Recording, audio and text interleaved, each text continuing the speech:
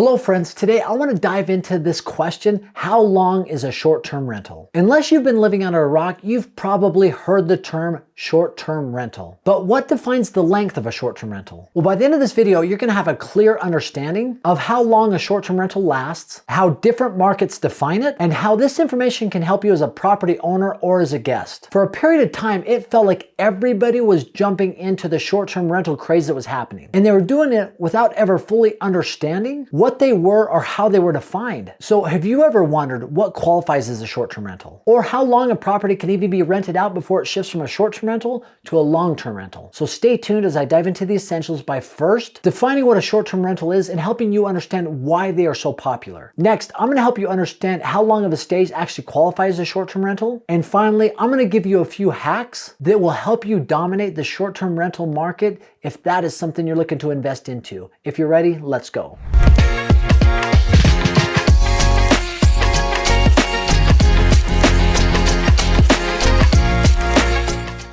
Essentially, a short-term rental is factored by nightly or weekly rates, and your base rent is based off of nightly stays. And short-term rentals can literally be everywhere. I've seen short-term rentals that have been a tree house that have been absolutely awesome.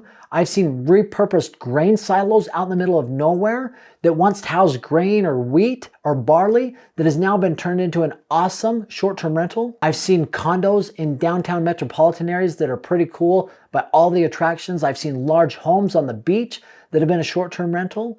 But probably one of the coolest ones I've ever seen was a house that was shaped just like a dog with all the features of a dog on it. It was called the Dog House, and it's in Cottonwood, Idaho. If you were ever interested, go Google Dog House, Cottonwood, Idaho. It's up by the state penitentiary, which is kind of ironic and weird, but it's a pretty cool looking home that does very well as a short-term rental. So literally, a short-term rental can be anywhere, and it's typically a fairly unique piece of property. And some of the best ones are usually the highest performing ones in bigger cities, but if it is unique enough, as I mentioned, it could do really well. So why do short-term rentals exist and why are they so popular? Well, first off, Airbnb exploded on the scene about 20 years ago, and Vrbo just before that.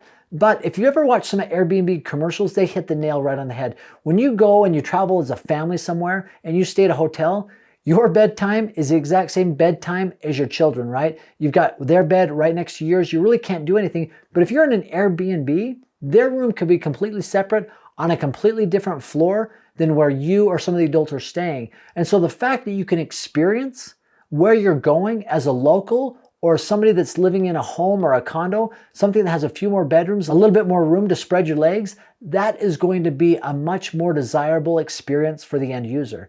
And currently, if you think about it, the economy that we live in right now is called the experience economy. We as individuals want that experience. So if we're going to travel, if we can travel and stay at a place that has a hot tub, a swimming pool, or other features that make it more homey, that's what we want to experience versus going to a hotel, opening a door and having 2 to 3 bedrooms right there with a bathroom right next to the main entry. The other reason short-term rentals are so popular is because they are moneymakers. There is no shortage of demand of people that want to travel and that people want to travel and experience, as I talked about. So the fact that people are traveling to these different destinations, they are wanting to stay at short-term rentals. They're wanting to utilize Airbnb or Vrbo to find places to stay and vacation. So as long as travel is a thing and people want to travel, the demand for short-term rentals will always be there. Plus, one of the cool things, as I mentioned about short-term rentals, is the nightly stay. The rent is factored as a nightly rate versus a monthly rate with long-term rentals. And sometimes that can be very lucrative. Just to put in perspective, early on in my investing career, I had purchased an apartment complex with some partners. And I remember, this is about 20 years ago, but we'd bought an apartment complex,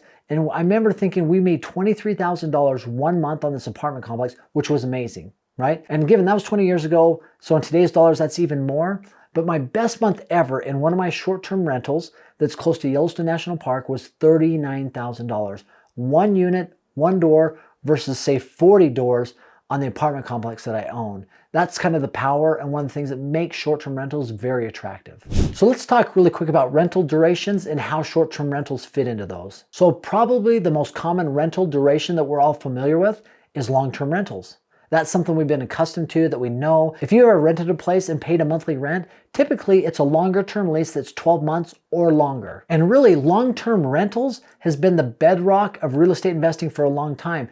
But as innovation happens in real estate that we've seen over the last 20 years, many of these terms have been innovated to where now you have midterm rentals or short-term rentals. Now, you've heard the term maybe midterm rentals. That is something that is catering to those traveling professionals, many times in the medical field, where they're 2 or 3 months working at this hospital or being trained before they go somewhere else, or maybe they're the ones doing the training. And so areas that have a large hospital presence, many times we'll see an increase in midterm rentals that many of these traveling medical professionals will stay at and utilize. And those have become a very popular form of investment and something that's different than a long-term rental or a short-term rental. And as we talked about with short-term rentals, this is shorter by nature, right? We're talking about nightly rates and typically something leased for less and something that is rented less than 30 days and typically less than 7. However, one interesting thing we noticed with short-term rentals is when COVID happened, we saw a lot of people that were utilizing short-term rentals, but staying there maybe for months at a time, maybe to get out of the city or to be in the country for a period of time. If you are considering owning a short-term rental, here are a few tips that will help you, that will really set you apart from your competition. I currently own 5 short-term rentals throughout the United States, and I've seen a lot of the good, bad, and the ugly that comes with it. So the first thing you need to do to understand the financial model that exists, and one of the easiest litmus tests when it comes to short-term rentals is this. You want annual rents to be at least 10% of the purchase price, right? So if you're looking at a home for $500,000 or a short-term rental for $500,000, in order to even consider it, it needs to do at least $50,000. And with interest rates being higher right now than they were 2, 3, 4 years ago, that might need to even be more.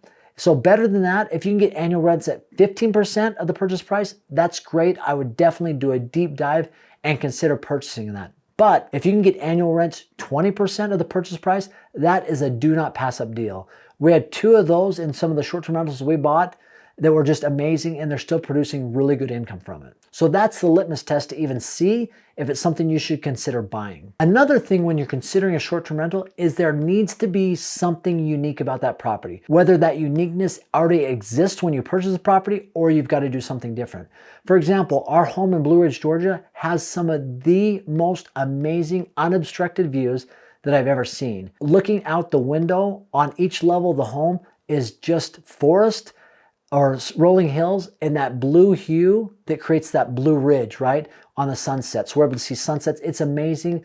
We get tons of comments and we get tons of feedback and tons of reviews that are complimenting the views. Now, I know somebody who bought a property that it wasn't unique, and they put one of those toy train tracks around the outside of the home, one that the kids could ride on, and that thing is done extremely well. I know another individual put a mini golf course in his backyard. Once again, that is something unique that does very well. Now, when you consider buying a short-term rental, make sure that you have all the amenities that people are looking for when they go on vacation and want to stay.